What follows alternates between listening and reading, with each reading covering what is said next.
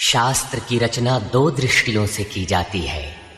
एक तो सामाजिक व्यवस्था और संस्कृति को कायम रखना, जिससे लोग पूर्वजों के पदचिन्हों का अनुकरण कर सकें, तथा दूसरा ये कि वे शाश्वत शांति को प्राप्त कर लें। रामचरितमानस, बाइबल, कुरान इत्यादि में दोनों पक्षों का समावेश है, किंतु भौतिक दृष्टि प्रधान होने के कारण मनुष्य समाजोपयोगी व्यवस्था को ही पकड़ पाता है। आध्यात्मिक सूक्तियों को भी वो सामाजिक व्यवस्था के ही संदर्भ में देखने लगता है। कहता है कि ऐसा तो शास्त्र में लिखा है। इसीलिए वेद व्यास ने दोनों के लिए एक ही ग्रंथ महाभारत लिखते हुए भी आध्यात्मिक क्रिया का संकलन गीता के रूप में अलग से किया, जिससे कि लोग इस मूल कल्याण पथ में भ्रांति का मिश्रण न कर सकें। उन्हीं आध्यात्मिक मूल्यों के साथ प्रस्तुत है गीता का दिव्य संदेश।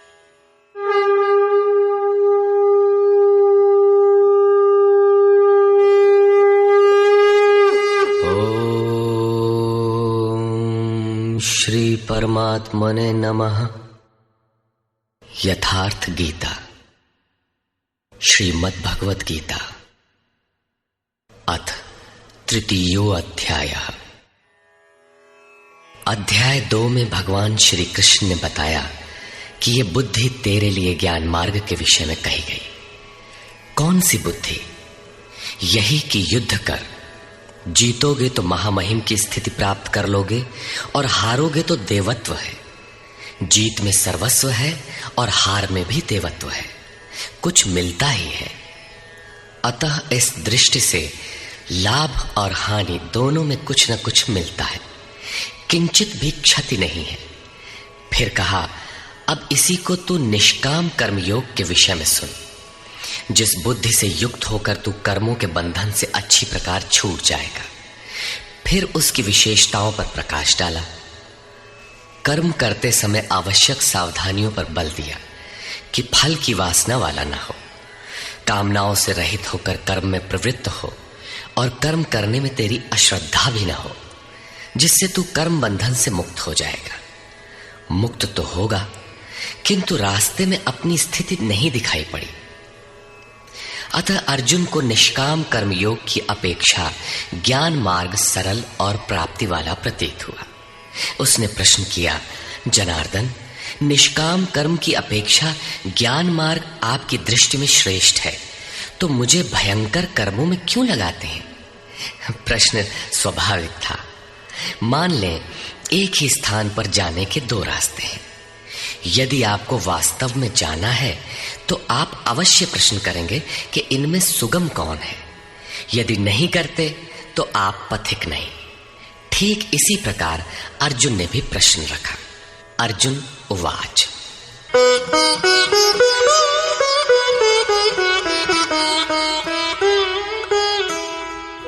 जायसी चेत कर्मणस्ते मता बुद्धिर्जनार्दन तत्किं कर्मणि घोरे मां नियोजयसि केशव। जनों पर दया करने वाले जनार्दन, यदि निष्काम कर्मयोग की अपेक्षा ज्ञान योग आपको श्रेष्ठ मान्य है, तो हे केशव, आप मुझे भयंकर कर्मयोग में क्यों लगाते हैं? निष्काम कर्मयोग में अर्जुन को भयंकरता दिखाई पड़ी, क्योंकि इसमें कर्म करने में ही तेरा अधिकार है, फल में कभी नहीं। कर्म करने में अश्रद्धा भी ना हो और निरंतर समर्पण के साथ योग पर दृष्टि रखते हुए कर्म में लगा रहे। जबकि ज्ञान मार्ग में हारोगे तो देवत्व है, जीतने पर महामहिम स्थिति है। अपनी लाभ हानि स्वयं देखते हुए आगे बढ़ना है। इस प्रकार अर्जुन को निष्काम कर्मयोग की अपेक्षा ज्ञान योग सरल प्रतीत हुआ। इसलिए उसने निवेदन किया,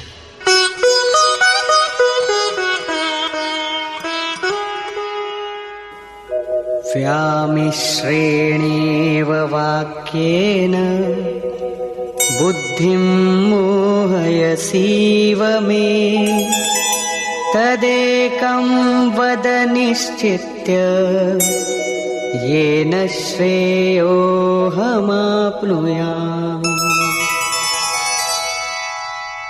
आप इन मिले हुए से वचनों से मेरी बुद्धि मोहित सी करते हैं। आप तो मेरी बुद्धि का मोह दूर करने में प्रवृत्त हुए हैं। अतः इनमें से एक निश्चय करके कहिए जिससे मैं श्रेय परम कल्याण मोक्ष को प्राप्त हो जाऊं। इस पर श्री कृष्ण ने कहा, श्री भगवान उवाच,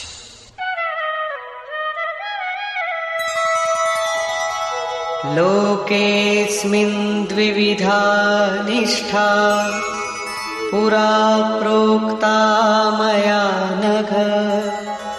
ज्ञानयोगेन सांख्यानां कर्मयोगेन योगिनाम्। निष्पाप अर्जुन, इस संसार में सत्य शोध की दो धाराएं मेरे द्वारा पहले कही गई हैं। पहले का तात्पर्य कभी सत्य युग या त्रेता में नहीं, बल्कि अभी जिसे दूसरे अध्याय में कहे आए हैं। ज्ञानियों के लिए ज्ञान मार्ग और योगियों के लिए निष्काम कर्म योग बताया गया है। दोनों ही मार्गों के अनुसार कर्म तो करना ही पड़ेगा, कर्म अनिवार्य है। न कर्मणामनारम्भात् नैष्कर्म्यं पुरुषोऽश्नुते न च सन्न्यसनादेव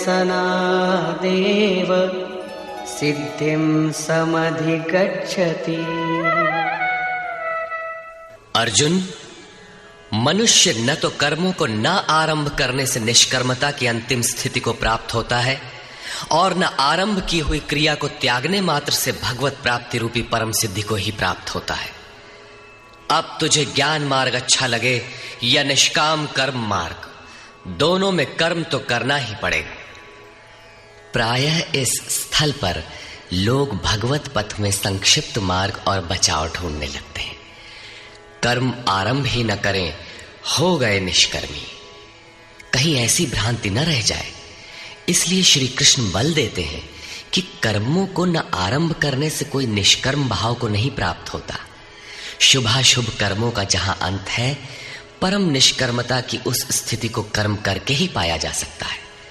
इसी प्रकार बहुत से लोग कहते हैं, हम तो ज्ञान मार्गी हैं, ज्ञान मार्ग में कर्म है ही नहीं। ऐसा मानकर कर्मों को त्यागने वाले ज्ञानी नहीं होते। आरंभ की हुई क्रिया को त्यागने मात्र से कोई भगवत साक्षात्कार रूपी परम सिद्धि को प्राप्त नहीं होता है, क्योंकि नहि कश्चित् क्षणमपि जातु तिष्ठत्य कर्मकृत् कार्यते ह्यवशः कर्म सर्वः प्रकृतिजैर्गुणैः। कोई भी पुरुष किसी काल में क्षण मात्र भी कर्म किए बिना नहीं रहता, क्योंकि सभी पुरुष प्रकृति से उत्पन्न हुए गुणों द्वारा विवश होकर कर्म करते हैं। प्रकृति और प्रकृति से उत्पन्न गुण जब तक जीवित हैं, तब तक कोई भी पुरुष कर्म किए बिना रह ही नहीं सकता। अध्याय 4 के 33वें और 37वें श्लोक में श्री कृष्ण कहते हैं कि यावन मात्र कर्म ज्ञान में समाप्त हो जाते हैं। ज्ञान रूपी अग्नि संपूर्ण कर्मों को भस्म कर देता है। यहां वे कहते हैं कि कर्म किए बिना कोई रहता ही नहीं। अंततः वे महापुरुष कहते क्या हैं? उनका आशय है कि यज्ञ करते करते तीनों गुणों से अतीत हो जाने पर मन के विलय और साक्षात्कार के साथ यज्ञ का परिणाम निकल जाने पर कर्म शेष हो जाते हैं। उस निर्धारित क्रिया की पूर्णता से पहले कर्म मिटते नहीं, प्रकृति पिंड नहीं छोड़ती।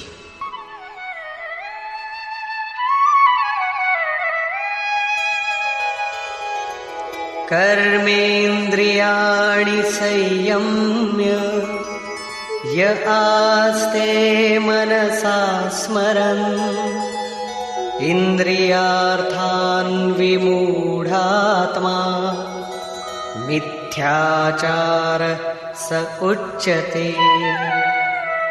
इतने पर भी विशेष रूप से मूढ़ लोग जो कर्मेंद्रियों को हठ से रोककर इंद्रियों के भोगों का मन से स्मरण करते रहते हैं, वे मिथ्याचारी हैं, पाखंडी हैं, न कि ज्ञानी। सिद्ध है कि कृष्ण काल में भी ऐसी रूढ़ियां थीं। लोग करने योग्य क्रिया को छोड़कर इंद्रियों को हठ से रोककर बैठ जाते थे और कहने लगते थे कि मैं ज्ञानी हूं, पूर्ण हूं। किंतु श्री कृष्ण कहते हैं कि वे धूर्त हैं। ज्ञान मार्ग अच्छा लगे या निष्काम कर्म योग, दोनों ही मार्गों में कर्म तो करना ही पड़ेगा।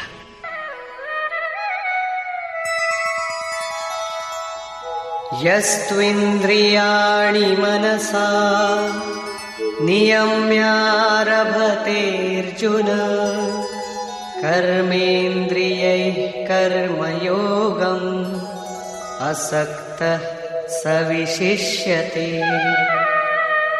अर्जुन, जो पुरुष मन से इंद्रियों को वश में करके जब मन में भी वासनाओं का स्फुरण न हो सर्वथा अनासक्त हुआ कर्मेंद्रियों से कर्मयोग का आचरण करता है, वो श्रेष्ठ है।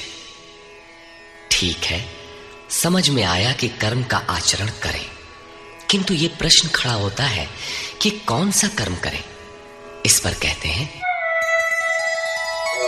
नियतं कुरु कर्म त्वं कर्मजायो ह्यकर्मणः शरीरयात्रापि च ते न प्रसिद्धेद कर्मणः। अर्जुन, तू निर्धारित किए हुए कर्म को कर, अर्थात कर्म तो बहुत से हैं, उनमें से कोई एक चुना हुआ है, उसी नियत कर्म को कर। कर्म न करने की अपेक्षा कर्म करना ही श्रेष्ठ है। इसलिए कि करते रहोगे, थोड़ी भी दूरी तय कर लोगे तो जैसा पीछे बता आए हैं, महान जन्म मरण के भय से उद्धार करने वाला है, इसलिए श्रेष्ठ है। कर्म न करने से तेरी शरीर यात्रा भी सिद्ध नहीं होगी। शरीर यात्रा का अर्थ लोग कहते हैं शरीर निर्वाह। कैसा शरीर निर्वाह? क्या आप शरीर हैं? ये पुरुष जन्म जन्मांतर से, युग युगांतरों से शरीर की यात्रा ही तो करता चला आ रहा है। जैसे वस्त्र जीर्ण हुआ तो दूसरा तीसरा धारण किया, इसी प्रकार कीट पतंग से लेकर मानव तक, ब्रह्मा से लेकर यावन मात्र जगत परिवर्तनशील है। ऊपर नीचे योनियों में बराबर ये जीव शरीरों की ही तो यात्रा कर रहा है। कर्म कोई ऐसी वस्तु है जो इस यात्रा को सिद्ध कर देती है, पूर्ण कर देती है। मान ले एक भी जन्म लेना पड़ा तो यात्रा तो जारी है, अभी तो पथिक चल ही रहा है, वो दूसरे शरीरों की यात्रा कर रहा है। यात्रा पूर्ण तब होती है जब गंतव्य आ जाए। परमात्मा में स्थिति के अनंतर इस आत्मा को शरीरों की यात्रा नहीं करनी पड़ती, अर्थात शरीर त्याग और शरीर धारण वाला क्रम समाप्त हो जाता है। अतः कर्म कोई ऐसी वस्तु है कि इस पुरुष को पुनः शरीरों की यात्रा नहीं करनी पड़ती। मोक्ष से शुभात। अर्जुन, इस कर्म को करके तू संसार बंधन अशुभ से छूट जाएगा। कर्म कोई ऐसी वस्तु है जो संसार बंधन से मुक्ति दिलाती है। अब प्रश्न खड़ा होता है कि वो निर्धारित कर्म है क्या। इस पर कहते हैं, यज्ञार्थात् कर्मणोऽन्यत्र लोकोऽयं कर्म बन्धनः तदर्थं कर्म कौन्तेय मुक्तसंग समाचर। अर्जुन, यज्ञ की प्रक्रिया ही कर्म है। वो हरकत कर्म है जिससे यज्ञ पूर्ण हो। सिद्ध है कि कर्म एक निर्धारित प्रक्रिया है। इसके अतिरिक्त जो कर्म होते हैं, क्या वे कर्म नहीं है? श्री कृष्ण कहते हैं, नहीं, वे कर्म नहीं है। अन्यत्र लोकोयम कर्म बंधनः। इस यज्ञ की प्रक्रिया के अतिरिक्त दुनिया में जो कुछ भी किया जाता है, सारा जगत जिसमें रात दिन व्यस्त है, वो इसी लोक का एक बंधन है, न कि कर्म।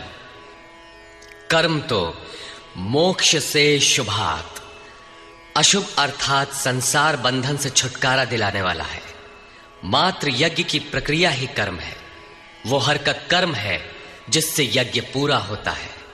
अतः अर्जुन, उस यज्ञ की पूर्ति के लिए संग दोष से अलग रहकर भली प्रकार कर्म का आचरण कर। संग दोष से अलग हुए बिना यह कर्म होता ही नहीं। अब हम समझ गए कि यज्ञ की प्रक्रिया ही कर्म है, किंतु यहां पुनः एक नवीन प्रश्न उत्पन्न हो गया कि वो यज्ञ क्या है जिसे किया जाए। इसके लिए पहले यज्ञ को न बताकर श्री कृष्ण बताते हैं कि यज्ञ आया कहां से, ये देता क्या है। उसकी विशेषताओं पर प्रकाश डाला और चौथे अध्याय में जाकर स्पष्ट किया कि यज्ञ क्या है जिसे हम कार्य रूप दें और हमसे कर्म होने लगे। योगेश्वर श्री कृष्ण की शैली से स्पष्ट है कि जिस वस्तु का चित्रण करना है वे पहले उसकी विशेषताओं का चित्रण करते हैं जिससे श्रद्धा जागृत हो। तत्पश्चात वे उसमें बरती जाने वाली सावधानियों पर प्रकाश डालते हैं और अंत में मुख्य सिद्धांत प्रतिपादित करते हैं। स्मरण रहे कि यहां पर श्री कृष्ण ने कर्म के दूसरे अंग पर प्रकाश डाला कि कर्म एक निर्धारित क्रिया है। जो कुछ किया जाता है वो कर्म नहीं है। अध्याय 2 में पहली बार कर्म का नाम लिया, उसकी विशेषताओं पर बल दिया, उसमें बरती जाने वाली सावधानियों पर प्रकाश डाला, लेकिन यह नहीं बताया कि कर्म क्या है। योगेश्वर श्री कृष्ण ने कहा, अर्जुन, तो निर्धारित किए हुए कर्म को कर। अब प्रश्न उठता है कि निर्धारित कर्म क्या है जिसे हम करें। तब बताया कि यज्ञ को कार्य रूप देना कर्म है। अब प्रश्न उठता है कि वो यज्ञ क्या है। यहां यज्ञ की उत्पत्ति विशेषता बताकर शांत हो जाएंगे और आगे अध्याय 4 में यज्ञ का निखरा हुआ रूप मिलेगा जिसे करना कर्म है। कर्म की यह परिभाषा गीता को समझने की कुंजी है। यज्ञ के अतिरिक्त दुनिया में लोग कुछ न कुछ करते ही रहते हैं। कोई खेती करता है तो कोई व्यापार, कोई पदासीन है तो कोई सेवक, कोई अपने को बुद्धिजीवी कहता है तो कोई श्रमजीवी, कोई समाज सेवा को कर्म मानता है तो कोई देश सेवा को। और इन्हीं कर्मों में लोग सकाम और निष्काम कर्म की भूमिका भी बनाए पड़े हैं। किंतु श्री कृष्ण कहते हैं ये कर्म नहीं है। अन्यत्र लोकोयम कर्म बंधनः। यज्ञ की प्रक्रिया के सिवाय जो कुछ भी किया जाता है वो इसी लोक का बंधनकारी कर्म है, न कि मोक्षद कर्म। वस्तुतः यज्ञ की प्रक्रिया ही कर्म है। अब यज्ञ न बताकर पहले ये बताते हैं कि यज्ञ आया कहां से।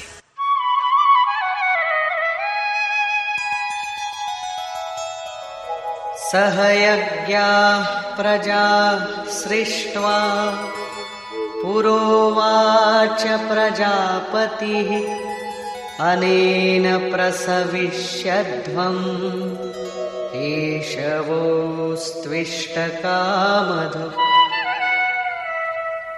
प्रजापति ब्रह्मा ने कल्प के आदि में यज्ञ सहित प्रजा को रचकर कहा कि इस यज्ञ द्वारा वृद्धि को प्राप्त हो। ये यज्ञ तुम लोगों को इष्ट कामधुक, जिसमें अनिष्ट ना हो, विनाश रहित इष्ट संबंधी कामना की पूर्ति करने वाला हो। यज्ञ सहित प्रजा को किसने रचा? प्रजापति ब्रह्मा ने। ब्रह्मा कौन? क्या 4 मुख और 8 आंखों वाला देवता जैसा कि प्रचलित है? नहीं। श्री कृष्ण के अनुसार देवता नाम की कोई अलग सत्ता है ही नहीं। फिर प्रजापति कौन है? वस्तुतः जिसने प्रजा के मूल उद्गम परमात्मा में प्रवेश पा लिया है वो महापुरुष प्रजापति है। बुद्धि ही ब्रह्मा है। अहंकार शिव बुद्धि अज, मन शशि चित्त महान। उस समय बुद्धि यंत्र मात्र होती है। उस महापुरुष की वाणी में परमात्मा ही बोलता है। भजन की वास्तविक क्रिया प्रारंभ हो जाने पर बुद्धि का उत्तरोत्तर उत्थान होता है। प्रारंभ में वो बुद्धि ब्रह्म विद्या से संयुक्त होने के कारण ब्रह्मविद कही जाती है। क्रमशः विकारों का शमन होने पर, ब्रह्म विद्या में श्रेष्ठ होने पर यह ब्रह्म विद्वर कही जाती है। उत्थान और सूक्ष्म हो जाने पर बुद्धि की अवस्था विकसित हो जाती है। वो ब्रह्म विद्वरीयान कहलाती है। उस अवस्था में ब्रह्म विद्वेत्ता पुरुष दूसरों को भी उत्थान मार्ग पर लाने का अधिकार प्राप्त कर लेता है। बुद्धि की पराकाष्ठा है ब्रह्म विद्वरिष्ट, अर्थात ब्रह्मविद की वो अवस्था जिसमें इष्ट प्रवाहित है। ऐसी स्थिति वाले महापुरुष प्रजा के मूल उद्गम परमात्मा में प्रविष्ट और स्थित रहते हैं। ऐसे महापुरुषों की बुद्धि मात्र यंत्र है, वे ही प्रजापति कहलाते हैं। वे प्रकृति के द्वंद्व का विश्लेषण कर आराधना क्रिया की रचना करते हैं। यज्ञ के अनुरूप संस्कारों का देना ही प्रजा की रचना है। इससे पूर्व समाज अचेत अव्यवस्थित रहता है। सृष्टि अनादि है, संस्कार पहले से ही है, किंतु अस्त व्यस्त विकृत है। यज्ञ के अनुरूप उन्हें ढालना ही रचना या सजाना है। ऐसे महापुरुष ने कल्प के आदि में यज्ञ सहित प्रजा की रचना की। कल्प निरोग बनाता है, वैद्य कल्प देते हैं, कोई कायाकल्प करता है। ये क्षणिक शरीरों का कल्प है। वास्तविक कल्प तो तब है जब भवरोग से मुक्ति मिल जाए। आराधना का प्रारंभ इस कल्प की शुरुआत है। आराधना पूर्ण हुई तो आपका कल्प पूरा हो गया। इस प्रकार परमात्म स्वरूपस्थ महापुरुषों ने भजन के प्रारंभ में यज्ञ सहित संस्कारों को सुसंगठित कर कहा कि इस यज्ञ से तुम वृद्धि को प्राप्त हो। कैसी वृद्धि? क्या मकान कच्चे से पक्का बन जाएगा? आय अधिक होने लगेगी? नहीं, यज्ञ इष्ट कामधुक, इष्ट संबंधी कामना की पूर्ति करेगा। इष्ट है परमात्मा, उस परमात्मा संबंधी कामना की पूर्ति वाला है। प्रश्न स्वाभाविक है कि यज्ञ सीधे उस परमात्मा की प्राप्ति करा देगा अथवा क्रम क्रम से चलकर।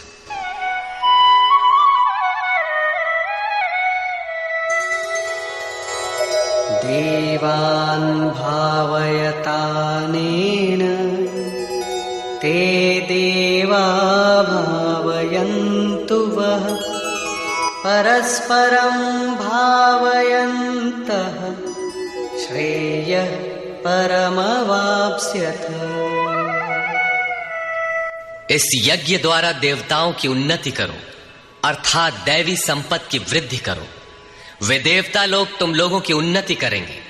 इस प्रकार आपस में वृद्धि करते हुए परम श्रेय, जिसके बाद कुछ भी पाना शेष न रहे, ऐसे परम कल्याण को प्राप्त हो जाओ। ज्यों-ज्यों हम यज्ञ में प्रवेश करेंगे, आगे यज्ञ का अर्थ होगा आराधना की विधि। त्यों-त्यों हृदय देश में दैवी संपत्ति अर्जित होती चली जाएगी। परम देव एकमात्र परमात्मा है। उस परम देव में प्रवेश दिला देने वाली जो संपद है, अंतःकरण की जो सजातीय प्रवृत्ति है, उसी को दैवी संपत्ति कहते हैं। वो परम देव को संभव करती है, इसलिए दैवी संपत्ति कही जाती है, न कि बाहरी देवता जैसा लोग कल्पना कर लेते हैं। योगेश्वर श्री कृष्ण के शब्दों में उनका कोई अस्तित्व नहीं है। आगे कहते हैं,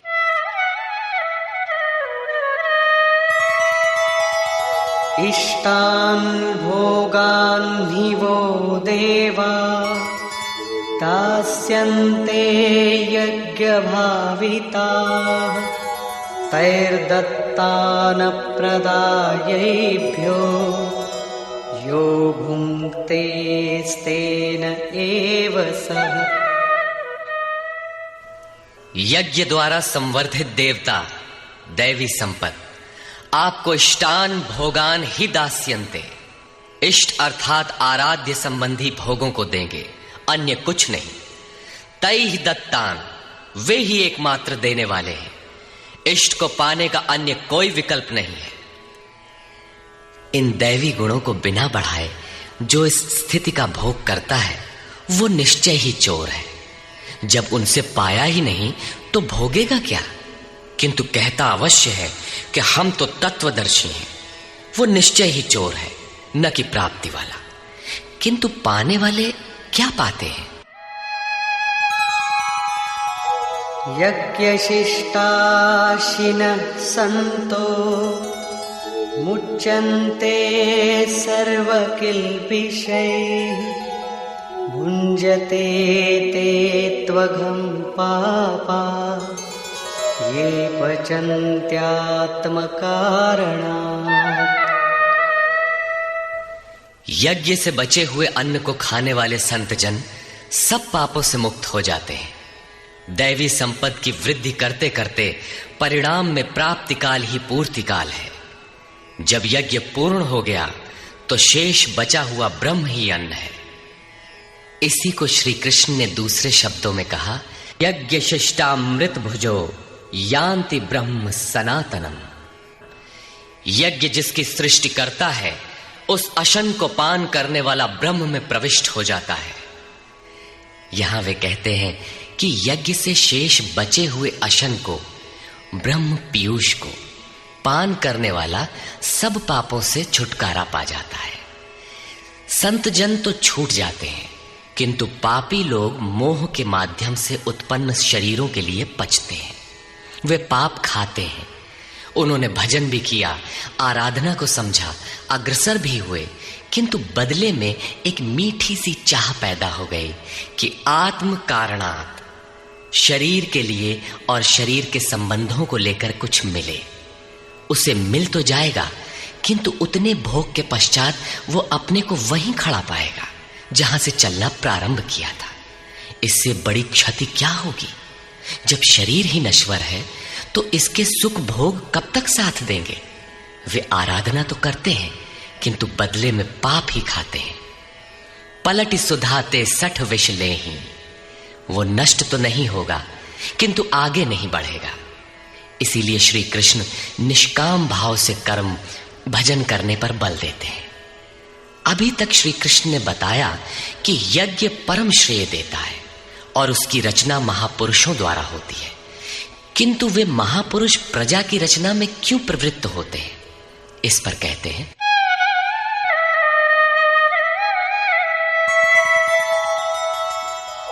अन्नाद् भवन्ति भूतानि पर्जन्यादन्न संभवः यज्ञाद् भवति पर्जन्यो यज्ञः कर्म समुद्भवः।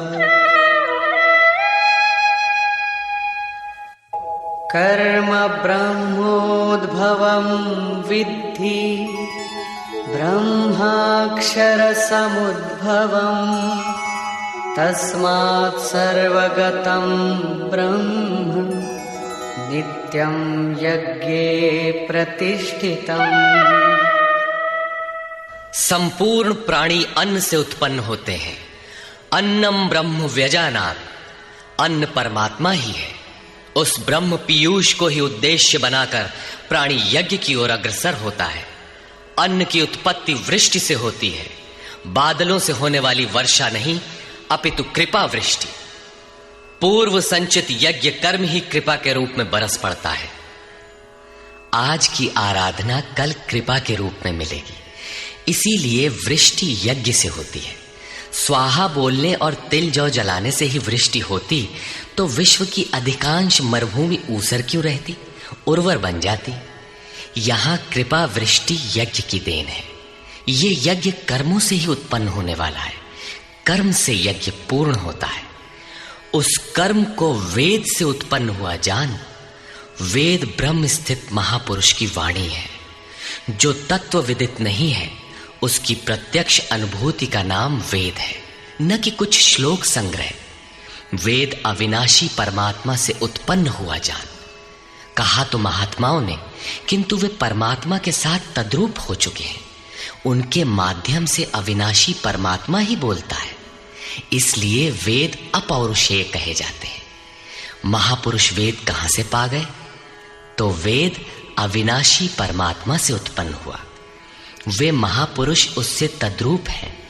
वे मात्र यंत्र हैं, इसलिए उनके द्वारा वही बोलता है।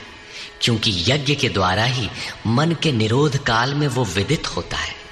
इससे सर्वव्यापी परम अक्षर परमात्मा सर्वदा यज्ञ में ही प्रतिष्ठित है। यज्ञ ही उसे पाने का एकमात्र उपाय है। इसी पर बल देते हैं,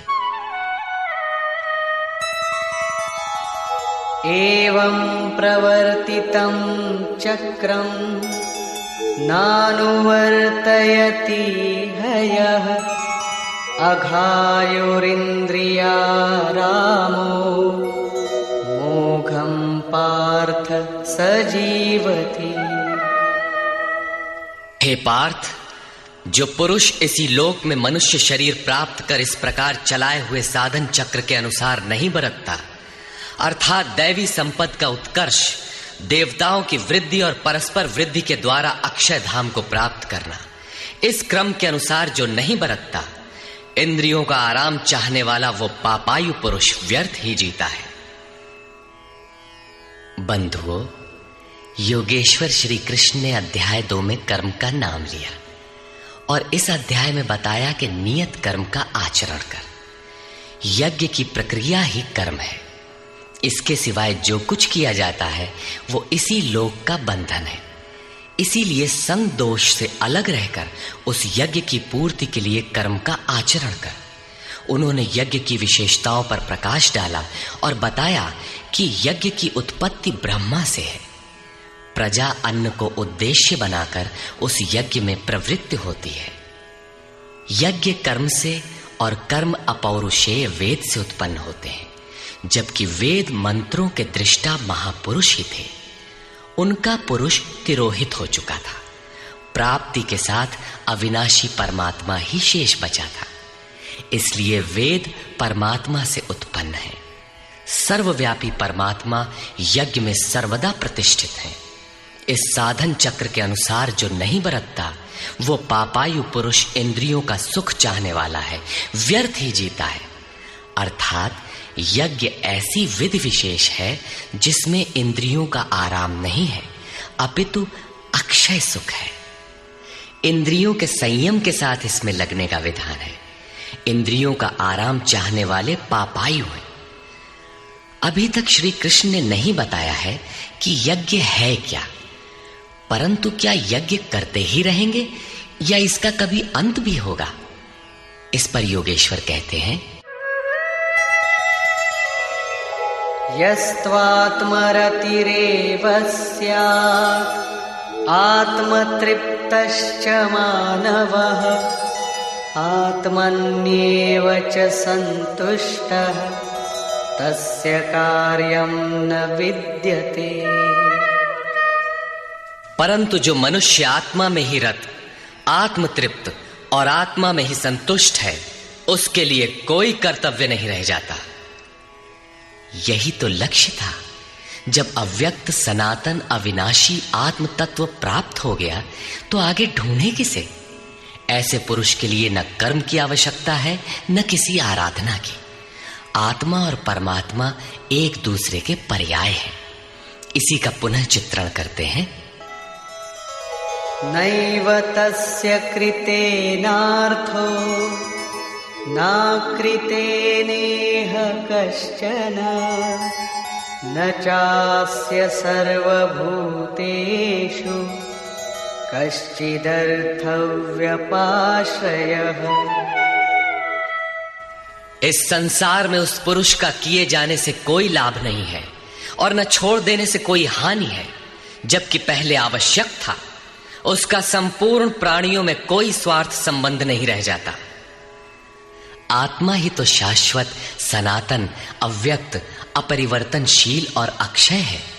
जब उसी को पा लिया, उसी से संतुष्ट, उसी से तृप्त, उसी में ओतप्रोत और स्थित है, आगे कोई सत्ता ही नहीं तो किसको खोजें? मिलेगा क्या? उस पुरुष के लिए कर्म छोड़ देने से कोई हानि भी नहीं है, क्योंकि विकार जिस पर अंकित होते हैं वो चित्त ही न रहा। उसका संपूर्ण भूतों में, बाह्य जगत और आंतरिक संकल्पों की परत में लेश मात्र भी अर्थ नहीं रहता। सबसे बड़ा अर्थ तो था परमात्मा। जब वही उपलब्ध है तो दूसरों से उसका क्या प्रयोजन होगा?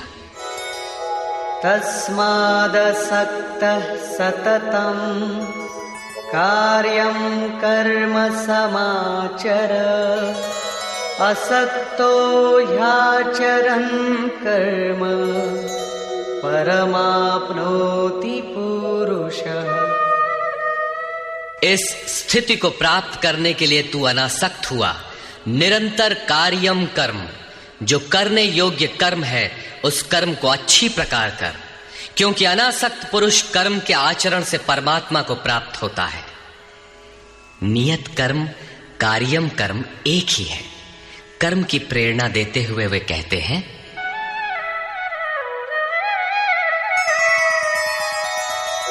कर्मणैव हि संसिद्धिम् आस्थिता जनकादयः लोकसंग्रहमेवापि संपश्यन् कर्तुमर्हसि। जनक माने राजा जनक नहीं, जनक जन्मदाता को कहते हैं। योग ही जनक है, आपके स्वरूप को जन्म देता है, प्रकट करता है। योग से संयुक्त प्रत्येक महापुरुष जनक हैं। ऐसे योग संयुक्त बहुत से ऋषियों, जनकादयः, जनक इत्यादि ज्ञानी जन महापुरुष भी कर्मणा एव संसिद्धिम, कर्मों के द्वारा ही परम सिद्धि को प्राप्त हुए हैं। परम सिद्धि माने परम तत्व परमात्मा की प्राप्ति। जनक इत्यादि जितने भी पूर्व में होने वाले महर्षि हुए हैं, इस कार्यम कर्म के द्वारा जो यज्ञ की प्रक्रिया है, इस कर्म को करके ही संसिद्धिम, परम सिद्धि को प्राप्त हुए। किंतु प्राप्ति के पश्चात वे भी लोक संग्रह को देखकर कर्म करते हैं, लोक हित को चाहते हुए कर्म करते हैं। अतः तू भी प्राप्ति के पश्चात लोक नायक बनने के लिए कार्य करने के ही योग्य है। क्यों? यद्यदाचरति श्रेष्ठः तत्तदेवेतरो जनः स यत्प्रमाणं कुरुते लोकस्तदनुवर्तते। श्रेष्ठ पुरुष जो जो आचरण करता है, अन्य पुरुष भी उसके अनुसार ही करते हैं। वो महापुरुष जो कुछ प्रमाण कर देता है, संसार उसका अनुसरण करता है। पहले श्री कृष्ण ने स्वरूप में स्थित आत्मतृप्त महापुरुष की रहनी पर प्रकाश डाला कि उसके लिए कर्म किए जाने से न कोई लाभ और न छोड़ने से कोई हानि। फिर भी जनकादि कर्म में भली प्रकार बरतते थे। वहां उन महापुरुषों से श्री कृष्ण धीरे से अपनी तुलना कर देते हैं कि मैं भी एक महापुरुष हूं। न मे पार्थास्ति कर्तव्यम् त्रिषु लोकेषु किंचन नानवाप्तमवाप्तव्यम् वर्त एव च कर्मणि। हे पार्थ, मुझे तीनों लोकों में कोई कर्तव्य नहीं है। पीछे कह आए हैं कि उस महापुरुष का समस्त भूतों में कोई कर्तव्य नहीं है। यहां कहते हैं तीनों लोकों में मुझे कुछ भी कर्तव्य शेष नहीं है, तथा किंचन मात्र प्राप्त होने योग्य वस्तु अप्राप्त नहीं है। तब भी मैं कर्म में भली प्रकार बरतता हूं। क्यों? यदि ह्यहं न वर्तेयम् जातु कर्मण्यतन्द्रितः मम वर्त्मानुवर्तन्ते मनुष्याः पार्थ सर्वशः। क्योंकि यदि मैं सावधान होकर कदाचित कर्म में न बरतूं तो मनुष्य मेरे बर्ताव के अनुसार बरतने लग जाएंगे। तो क्या आपका अनुकरण भी बुरा है? श्री कृष्ण कहते हैं हां। उत्सीदेयुरिमे लोका न कुर्यां कर्म चेदहम् संकरस्य च कर्ता स्याम् उपहन्यामिमाः प्रजाः। यदि मैं सावधान होकर कर्म न करूं तो ये सब लोग भ्रष्ट हो जाएं और मैं संकरस्य, वर्ण संकर का करने वाला हूं तथा इन सारी प्रजा का हनन करने वाला, मारने वाला बनूं। स्वरूप में स्थित महापुरुष सतर्क रहकर यदि आराधना क्रम में न लगे रहें तो समाज उनकी नकल करके भ्रष्ट हो जाएगा। महापुरुष ने तो आराधना पूर्ण करके परम नैष्कर्म्य की स्थिति को पाया है। वे न करें तो उनके लिए कोई हानि नहीं है। किंतु समाज ने तो अभी आराधना आरंभ ही नहीं की। पीछे वालों के मार्गदर्शन के लिए ही महापुरुष कर्म करते हैं। मैं भी करता हूं। अर्थात श्री कृष्ण एक महापुरुष थे, न कि बैकुंठ से आए हुए कोई विशेष भगवान। उन्होंने कहा कि महापुरुष लोक संग्रह के लिए कर्म करता है, मैं भी करता हूं। यदि न करूं तो लोगों का पतन हो जाए, सभी कर्म छोड़ बैठेंगे। मन बड़ा चंचल है, ये सब कुछ चाहता है, केवल भजन नहीं चाहता। यदि स्वरूपस्थ महापुरुष कर्म न करें तो देखा देखी पीछे वाले भी तुरंत कर्म छोड़ देंगे। उन्हें बहाना मिल जाए कि ये भजन नहीं करते, पान खाते हैं, इत्र लगाते हैं, सामान्य बातें करते हैं, फिर भी महापुरुष कहलाते हैं। ऐसा सोचकर वे भी आराधना से हट जाते हैं, पतित हो जाते हैं। श्री कृष्ण कहते हैं कि यदि मैं कर्म न करूं तो सब भ्रष्ट हो जाए और मैं वर्ण संकर का कर्ता बनूं। स्त्रियों के दूषित होने से वर्ण संकर तो देखा सुना जाता है। अर्जुन भी इसी के भय से विकल था कि स्त्रियां दूषित होंगी तो वर्ण संकर पैदा होंगे। किंतु श्री कृष्ण कहते हैं यदि मैं सावधान होकर आराधना में लगा न रहूं तो वर्ण संकर का कर्ता हूं। वस्तुतः आत्मा का शुद्ध वर्ण है परमात्मा। अपने शाश्वत स्वरूप के पथ से भटक जाना वर्ण संकरता है। यदि स्वरूपस्थ महापुरुष क्रिया में नहीं बरतता तो लोग उनके अनुकरण में क्रिया रहित हो जाएंगे, आत्म पथ से भटक जाएंगे, वर्ण संकर हो जाएंगे, वे प्रकृति में खो जाएंगे। स्त्रियों का सतीत्व एवं नस्ल की शुद्धता एक सामाजिक व्यवस्था है, अधिकारों का प्रश्न है। समाज के लिए उसकी उपयोगिता भी है, किंतु माता पिता की भूलों का संतान की साधना पर कोई प्रभाव नहीं पड़ता। आपन करनी पार उतरनी।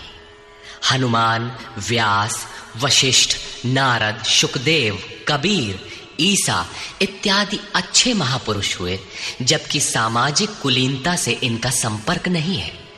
आत्मा अपने पूर्व जन्म के गुण धर्म लेकर आता है। श्री कृष्ण कहते हैं मनः षष्ठानीन्द्रियाणि प्रकृतिस्थानी कर्षति। मन सहित इंद्रियों से जो कार्य इस जन्म में होता है उनके संस्कार लेकर जीवात्मा पुराने शरीर को त्याग कर नवीन शरीर में प्रवेश कर जाता है। इसमें जन्मदाताओं का क्या लगा? उनके विकास में कोई अंतर नहीं आया। अतः स्त्रियों के दूषित होने से वर्ण संकर नहीं होता। स्त्रियों के दूषित होने और वर्ण संकर से कोई संबंध नहीं है। शुद्ध स्वरूप की ओर अग्रसर न होकर प्रकृति में बिखर जाना ही वर्ण संकर है। यदि महापुरुष सावधान होकर क्रिया, नियत कर्म में बरतते हुए लोगों से क्रिया न कराएं तो वो उस सारी प्रजा का हनन करने वाला, मारने वाला बने। साधना क्रम में चलकर उस मूल अविनाशी की प्राप्ति ही जीवन है और प्रकृति में बिखरे रहना, भटक जाना मृत्यु है। किंतु वो महापुरुष इस सारी प्रजा को यदि क्रिया पथ पर नहीं चलाता, उस सारी प्रजा को बिखराव से रोककर सतपथ पर नहीं चलाता, तो वो सारी प्रजा का हनन करने वाला हत्यारा है, हिंसक है। और क्रमशः चलते हुए जो चला लेता है वो शुद्ध अहिंसा है। गीता के अनुसार शरीर का निधन, नश्वर कलेवरों का निधन मात्र परिवर्तन है, हिंसा नहीं। सक्ताः कर्मण्य विद्वांसो यथा कुर्वन्ति भारत कुर्याद् विद्वांस्तथा सक्तः चिकीर्षुर्लोक संग्रहम्। हे भारत, कर्म में आसक्त हुए अज्ञानी जन जैसे कर्म करते हैं, वैसे ही अनासक्त हुआ विद्वान, पूर्ण ज्ञाता भी लोक हृदय में प्रेरणा और कल्याण संग्रह चाहता हुआ कर्म करे। यज्ञ की विधि जानते और करते हुए भी हम अज्ञानी हैं। ज्ञान का अर्थ है प्रत्यक्ष जानकारी। जब तक लेश मात्र भी हम अलग हैं, आराध्य अलग है, तब तक अज्ञान विद्यमान है। जब तक अज्ञान है तब तक कर्म में आसक्ति रहती है। अज्ञानी जितनी आसक्ति से आराधना करता है, उसी प्रकार अनासक्त। जिसे कर्मों से प्रयोजन नहीं है तो आसक्ति क्यों होगी? ऐसा पूर्ण ज्ञाता महापुरुष भी लोकहित के लिए कर्म करे, दैवी संपद का उत्कर्ष करे, जिससे समाज उस पर चल सके। न बुद्धिभेदं जनयेद् अज्ञानां कर्मसंगिनां जोषयेत् सर्वकर्माणि विद्वान् युक्तः समाचरन्। ज्ञानी पुरुषों को चाहिए कि कर्मों में आसक्ति वाले अज्ञानियों की बुद्धि में भ्रम न पैदा करें, अर्थात स्वरूपस्थ महापुरुष ध्यान दें कि उनके किसी आचरण से पीछे वालों के मन में कर्म के प्रति अश्रद्धा न उत्पन्न हो जाए। परमात्म तत्व से संयुक्त महापुरुष को भी चाहिए कि स्वयं भली प्रकार नियत कर्म करता हुआ उनसे करावे। यही कारण था कि पूज्य महाराज जी वृद्धावस्था में भी रात के 2 बजे ही उठकर बैठ जाएं, खांसने लगे। 3 बजे बोलने लगे, उठो मिट्टी के पुतलो। सब उठकर चिंतन में लग जाएं तो स्वयं थोड़ा लेट जाएं। कुछ देर बाद फिर उठकर बैठ जाएं, कहें, तुम लोग सोचते हो कि महाराज सो रहे हैं, किंतु मैं सोता नहीं, श्वास में लगा हूं। वृद्धावस्था का शरीर है, बैठने में कष्ट होता है, इसी से मैं पड़ा रहता हूं। लेकिन तुम्हें तो स्थिर और सीधे बैठकर चिंतन में लगना है। जब तक तैल धारा के सदृश श्वास की डोरी न लग जाए, क्रम न टूटे, अन्य संकल्प बीच में व्यवधान उत्पन्न न कर सकें, तब तक सतत लगे रहना साधक का धर्म है। मेरी श्वास तो बांस की तरह स्थिर खड़ी है। यही कारण है कि अनुयायियों से कराने के लिए वो महापुरुष भली प्रकार कर्म में बरतता है। जिस गुण को सिखावे उसे करके दिखावे। इस प्रकार स्वरूपस्थ महापुरुष को भी चाहिए कि स्वयं कर्म करता हुआ साधकों को भी आराधना में लगाए रहे। साधक भी श्रद्धा पूर्वक आराधना में लगे, किंतु चाहे ज्ञान योगी हो अथवा समर्पण भाव वाला निष्काम कर्म योगी हो, साधक में साधना का अहंकार नहीं आना चाहिए।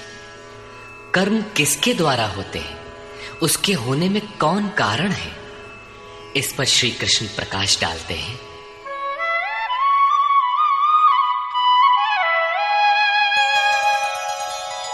प्रकृते क्रियमाणानि गुणैः कर्माणि सर्वशः अहंकार विमूढ़ात्मा कर्ताहमिति मन्यते। आरंभ से पूर्ति पर्यंत संपूर्ण कर्म प्रकृति के गुणों द्वारा किए जाते हैं। फिर भी अहंकार से विशेष मूढ़ पुरुष मैं करता हूं ऐसा मान लेता है। ये कैसे माना जाए कि आराधना प्रकृति के गुणों द्वारा होती है? ऐसा किसने देखा? इस पर कहते हैं, तत्त्ववित्तु महाबाहो गुणकर्म विभागयोः गुणागुणेषु वर्तन्ते इति मत्वा न सज्जते। हे महाबाहु, गुण और कर्म के विभाग को तत्वविद परम तत्व परमात्मा की जानकारी वाले महापुरुषों ने देखा और संपूर्ण गुण गुणों में बरत रहे हैं। ऐसा मानकर वे गुण और कर्मों के कर्तापन में आसक्त नहीं होते। यहां तत्व का अर्थ परम तत्व परमात्मा है, न कि 5 या 25 तत्व जैसा कि लोग गणना करते हैं। योगेश्वर श्री कृष्ण के शब्दों में तत्व एकमात्र परमात्मा है, अन्य कोई तत्व है ही नहीं। गुणों को पार करके परम तत्व परमात्मा में स्थित महापुरुष गुण के अनुसार कर्मों का विभाजन देख पाते हैं। तामसी गुण रहेगा तो उसका कार्य होगा आलस्य, निद्रा, प्रमाद, कर्म में प्रवृत्त न होने का स्वभाव। राजसी गुण रहेंगे तो आराधना में पीछे न हटने का स्वभाव, शौर्य, स्वामी भाव से कर्म होगा। और सात्विक गुण कार्यरत होने पर ध्यान, समाधि, अनुभवी उपलब्धि, धारावाहिक चिंतन, सरलता स्वभाव में होगी। गुण परिवर्तनशील है। प्रत्यक्षदर्शी ज्ञानी ही देख पाता है कि गुणों के अनुरूप कर्मों का उत्कर्ष अपकर्ष होता है। गुण अपना कार्य करा लेते हैं, अर्थात गुण गुणों में बरतते हैं। ऐसा समझकर वो प्रत्यक्ष दृष्टा कर्म में आसक्त नहीं होता। किंतु जिसने गुणों का पार नहीं पाया, जो अभी रास्ते में है, उन्हें तो कर्म में आसक्त रहना है।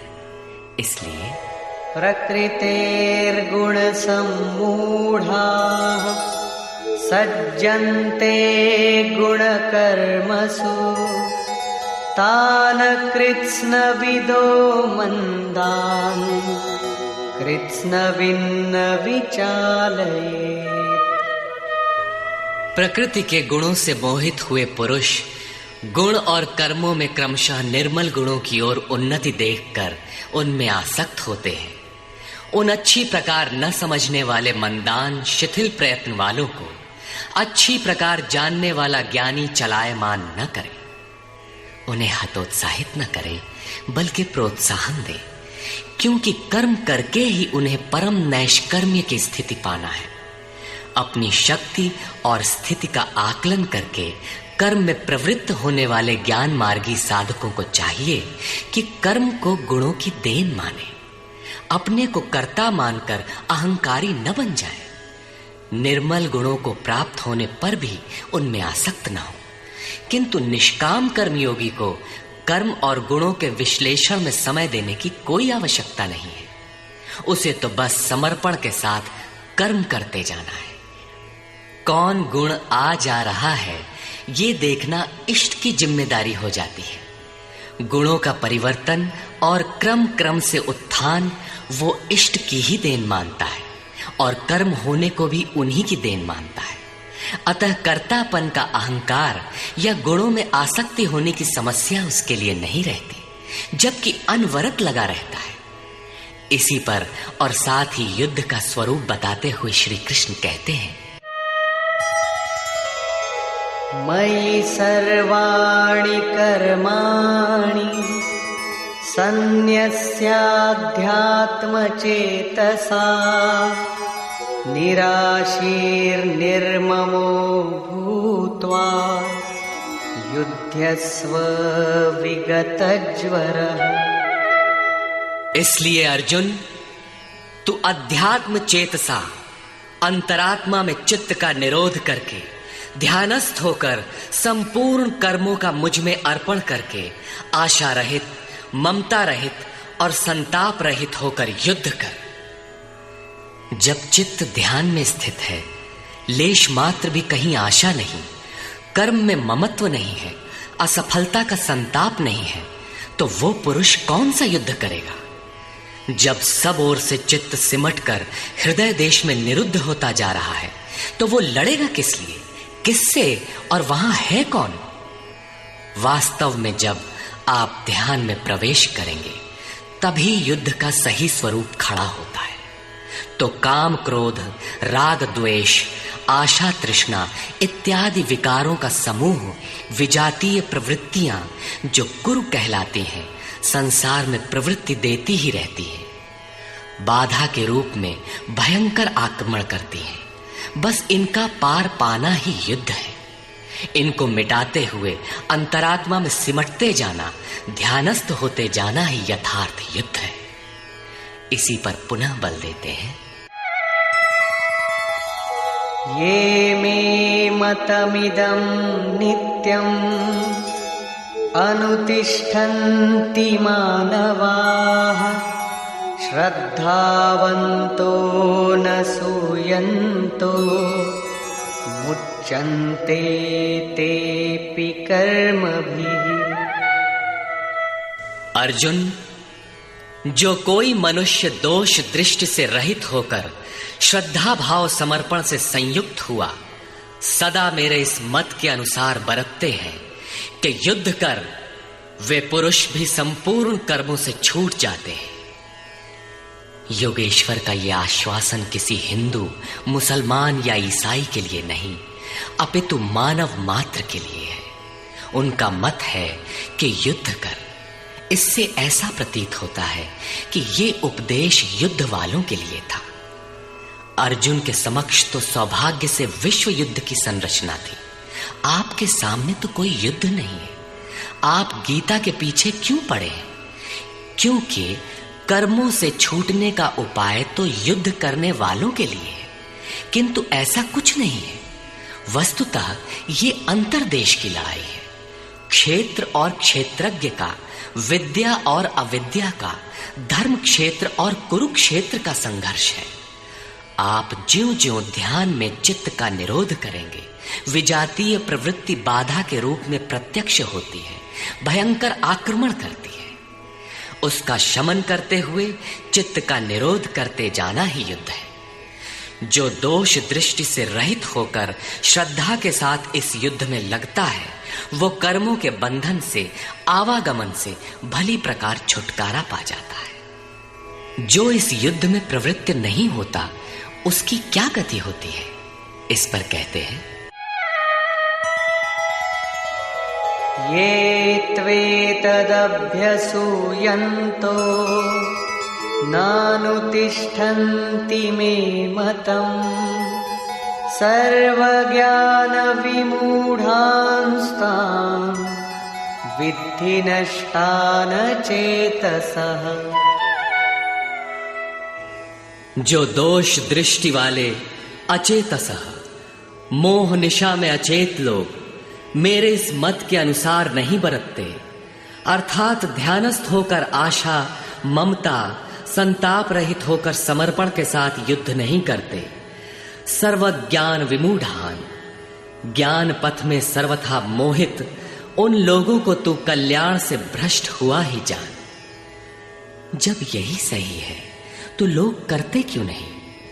इस पर कहते हैं, सदृशं चेष्टते स्वस्याः प्रकृतेर्ज्ञानवानपि प्रकृतिं यान्ति भूतानि निग्रहः किं करिष्यति।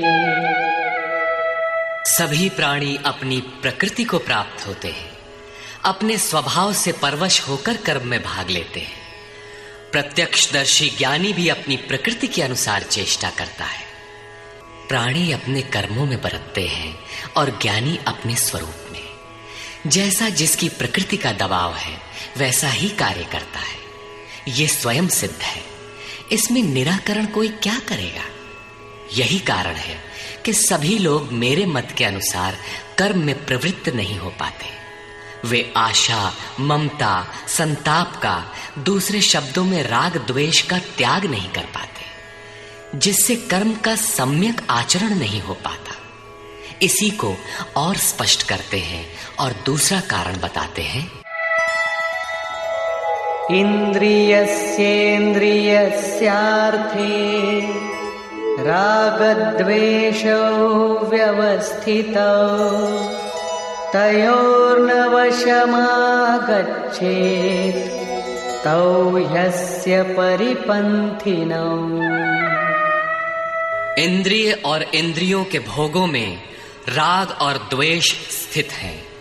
इन दोनों के वश में नहीं होना चाहिए, क्योंकि इस कल्याण मार्ग में कर्मों से छूट जाने वाली प्रणाली में ये राग और द्वेष दुर्धर्ष शत्रु हैं, आराधना का अपहरण कर ले जाते हैं। जब शत्रु भीतर हैं, तो बाहर कोई किसी से क्यों लड़ेगा? शत्रु तो इंद्रिय और भोगों के संसर्ग में है, अंतःकरण में है। अतः ये युद्ध भी अंतःकरण का युद्ध है, क्योंकि शरीर ही क्षेत्र है जिसमें सजातीय विजातीय दोनों प्रवृत्तियां, विद्या और अविद्या रहती हैं, जो माया के दो अंग हैं। इन्हीं प्रवृत्तियों का पार पाना, सजातीय प्रवृत्ति को साध कर विजातीय का अंत करना युद्ध है। विजातीय समाप्त होने पर सजातीय का उपयोग समाप्त हो जाता है। स्वरूप का स्पर्श करके सजातीय का भी उसके अंतराल में विलय हो जाना, इस प्रकार प्रकृति का पार पाना युद्ध है, जो ध्यान में ही संभव है। राग द्वेष के शमन में समय लगता है। इसलिए बहुत से साधक क्रिया को छोड़कर सहसा महापुरुष की नकल करने लग जाते हैं। श्री कृष्ण इससे सावधान करते हैं।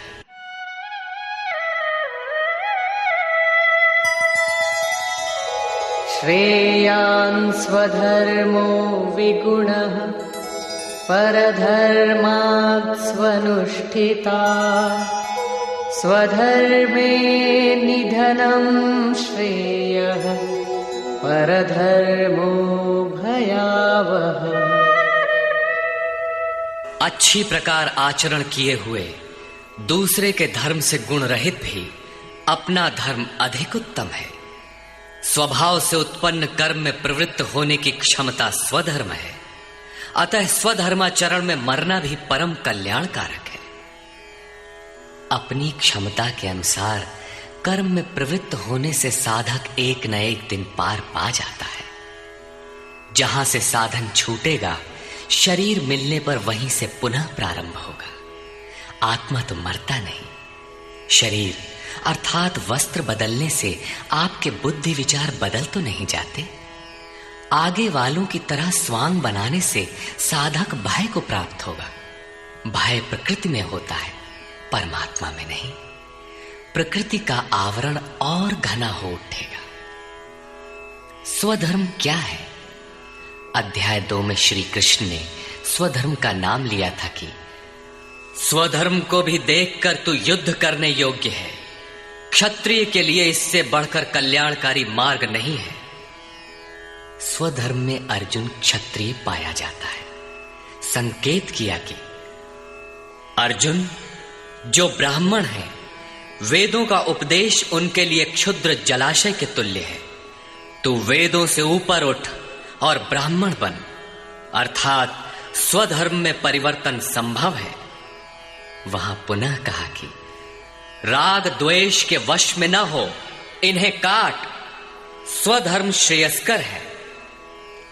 इनका यह आशय नहीं है कि अर्जुन किसी ब्राह्मण की नकल करके उस जैसी वेशभूषा बना ले। एक ही कर्म पथ को महापुरुष ने 4 श्रेणियों में बांट दिया: निकृष्ट, मध्यम, उत्तम, अति उत्तम।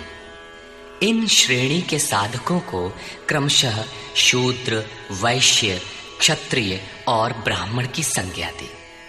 शूद्र वाली क्षमता से कर्म का आरंभ होता है और साधना क्रम में वही साधक ब्राह्मण बन सकता है। इससे भी आगे जब वो परमात्मा में प्रवेश पा जाता है तो न ब्राह्मणो न क्षत्रियः न वैश्यो न शूद्रः चिदानंद रूपः शिवः केवलोहम्। वो वर्णों से ऊपर हो जाता है। यही श्री कृष्ण भी कहते हैं कि चातुर्वर्ण्यम मया सृष्टम। 4 वर्णों की रचना मैंने की। तो क्या जन्म के आधार पर मनुष्यों को बांटा? नहीं, गुण कर्म विभागशः गुणों के आधार पर कर्म बांटा गया। कौन सा कर्म? क्या सांसारिक कर्म? श्री कृष्ण कहते हैं नहीं, नियत कर्म। नियत कर्म क्या है?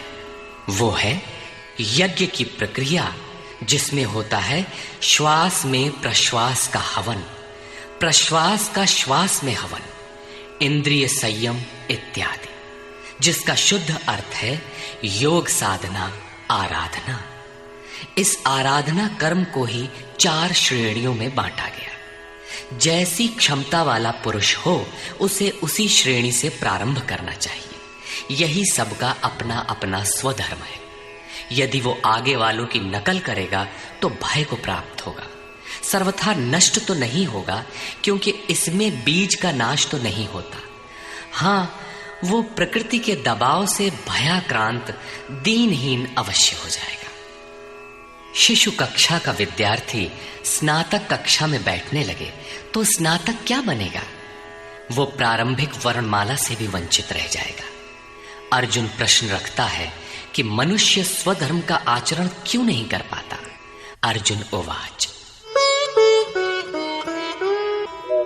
अथ केन प्रयुक्तोऽयं पापं चरति पुरुषः अनिच्छन्नपि वार्ष्णेय बलादिव नियोजितः। हे कृष्ण, फिर ये पुरुष बरबस घसीट कर लगाए हुए के सदृश न चाहता हुआ भी किसकी प्रेरणा से पाप का आचरण करता है? आपके मत के अनुसार क्यों नहीं चल पाता? इस पर योगेश्वर श्री कृष्ण कहते हैं, श्री भगवान उवाच। काम एष क्रोध एष रजो गुण समुद्भवः महाशनो महापाप्मा विद्येनमिह वैरिणम्। अर्जुन, रजोगुण से उत्पन्न ये काम और ये क्रोध अग्नि के समान भोग भोगने से कभी न तृप्त होने वाले बड़े पापी हैं। काम क्रोध राग द्वेष के ही पूरक है। अभी मैंने जिसकी चर्चा की थी, इस विषय में तू इनको ही शत्रु जान। अब इनका प्रभाव बताते हैं।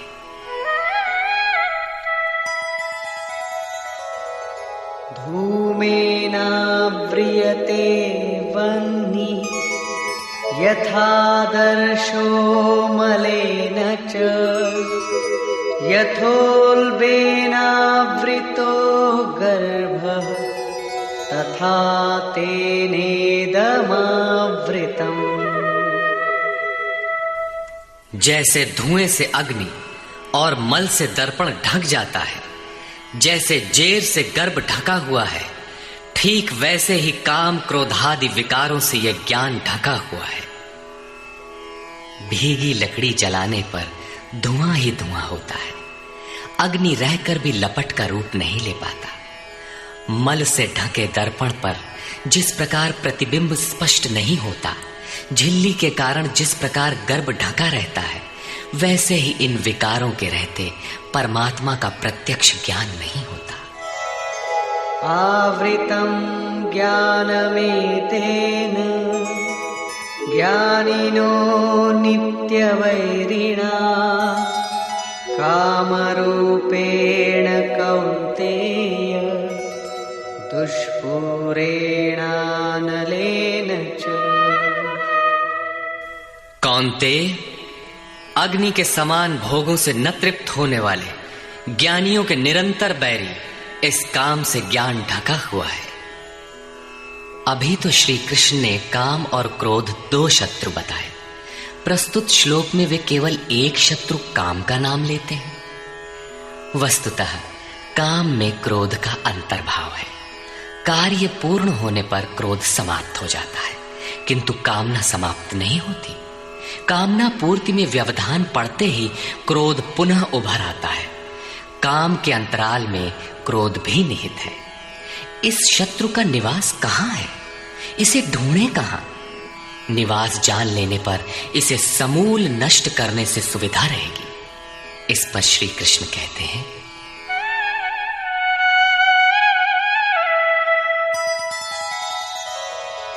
इंद्रियाणि मनो बुद्धि अस्याधिष्ठानमुच्यते एतैर्विमोहयत्येष ज्ञानमावृत्य देहिनम्।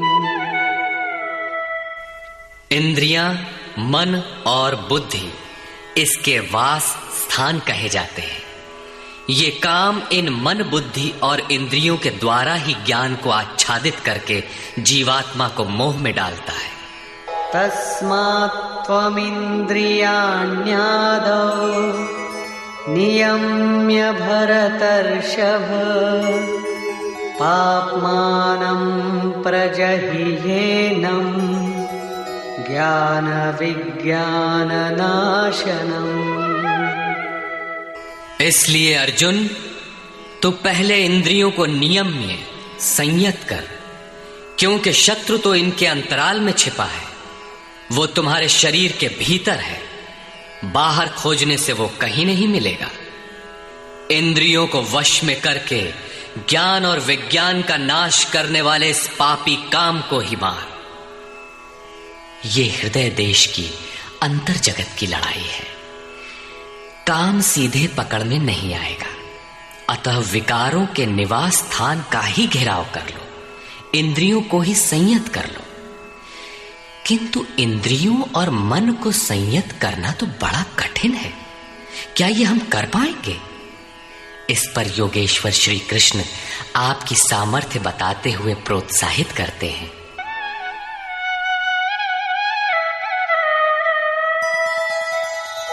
इंद्रियाणि पराण्याहुः इंद्रियेभ्यः परं मनः मनसस्तु परा बुद्धिः यो बुद्धेः परतस्तु सः।